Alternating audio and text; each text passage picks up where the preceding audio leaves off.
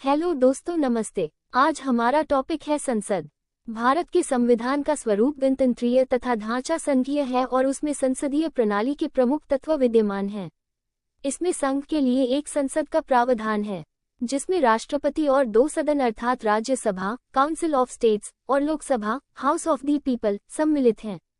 इसमें संघ की कार्यपालिका का भी प्रावधान है, जो संसद के दोनों सदनों के सदस्यों में से सदस्य लेकर बनती है और वह सामूहिक रूप से लोकसभा के प्रति उत्तरदायी होती है।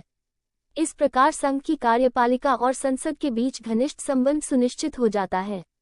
इसमें यह भी प्रावधान है कि एक राज्याध्यक्ष होगा जिसे भारत का राष्ट्रपति कहा जाएगा और वह केंद्रीय मंत्रिपरिषद की सहायता तथा सलाह से काम करेगा। भारतीय संविधान में अनेक राज्यों का प्रावधान है, जिनकी कार्यपालिकाओं और राज्य विधानमंडलों के बारे में वैसे ही मूल उपबंध हैं, जैसे कि संघ के बारे में है। संविधान में विधि सम्मत शासन की व्यवस्था है तथा इसमें एक स्वतंत्र न्यायपालिका की और एक स्थायी सिविल सेवा की व्यवस्था है। भारत की संसद प्रभुसत्ता संपन्न निकाय नहीं है, यह एक लिखित संविधान की सीमाओं के अंतर्गत कार्य करती है। इसके विधायी प्राधिकार पर दो प्रकार की सीमाएं हैं। एक तो ये कि संघ और राज्यों के बीच शक्तियों का बंटवारा किया गया है और दूसरी यह कि संविधान में न्याय मौलिक अधिकारों का समावेश है तथा न्यायिक पुनरीक्षण का प्रावधान है, जिसका अर्थ यह है कि संसद द्वारा पारित सभी विधियां अनिवार्यतः संविधान के उपबंधों के अनुसार होनी चाहिए और उनकी संवैधानिकता की जांच एक स्वतंत्र न्यायपालिका द्वारा की जा सकती है। इन सब उपबंधों से संसद के प्राधिकार तथा अधिकार क्षेत्र के स्वरूप तथा विस्तार का पता चलता है। भारत की सबसे बड़ी कानून बनाने वाली सभा संसद है, जिसमें राष्ट्रपति, लोकसभा और राज्यसभा सम्मिलित हैं। एडविन लुटियंस और हर्बर्ट बेकर नामक वास्तुकारों ने संसद भवन की रूपरेखा तैयार की थी। संसद भवन के निर्माण हेतु शिलान्यास 12 फरवरी 1921 को किया गया था। इसका निर्माण कार्य 6 वर्ष बाद 18 जनवरी 1927 को पूरा हुआ था। संसद भवन का उद्घाटन तत्कालीन भारतीय वायसराय लॉर्ड इरविन ने किया था। संसद परिसर का क्षेत्रफल लगभग 6 एकड़ है। संसद में प्रवेश के लिए 12 दरवाजे हैं। केंद्रीय कक्ष संसद भवन के बीच में है। केंद्रीय कक्ष में ही 15 अगस्त 1947 को भारतीयों को ब्रिटिश शासन का हस्तांतरण किया गया था।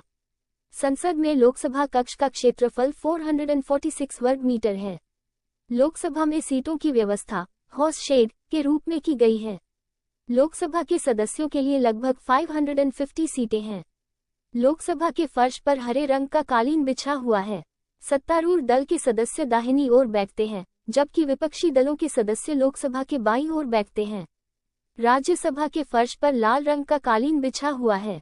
राज्यसभा में सदस्यों के लिए लगभग 250 सीटें हैं। राज्यसभा में सीटें अर्धवृत्ताकार ढंग से व्यवस्थित की गई हैं। लोकसभा के सदस्य सीधे जनता द्वारा चुने जाते हैं। लोकसभा के प्रत्येक सदस्य की अवधि 5 वर्ष होती है।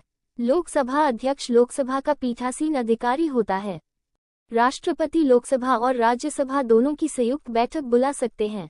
जीवी मावलंकर संसद के प्रथम लोकसभा अध्यक्ष थे।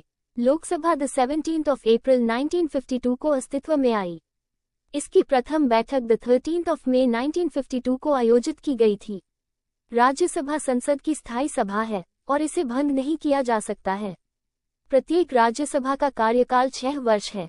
राज्यसभा के कुल सदस्य 250 होते हैं। इन 250 सदस्यों में से 12 सदस्य राष्ट्रपति द्वारा मनोनीत किए जाते हैं। 3 अप्रैल 1952 में को राज्यसभा अस्तित्व में आई थी।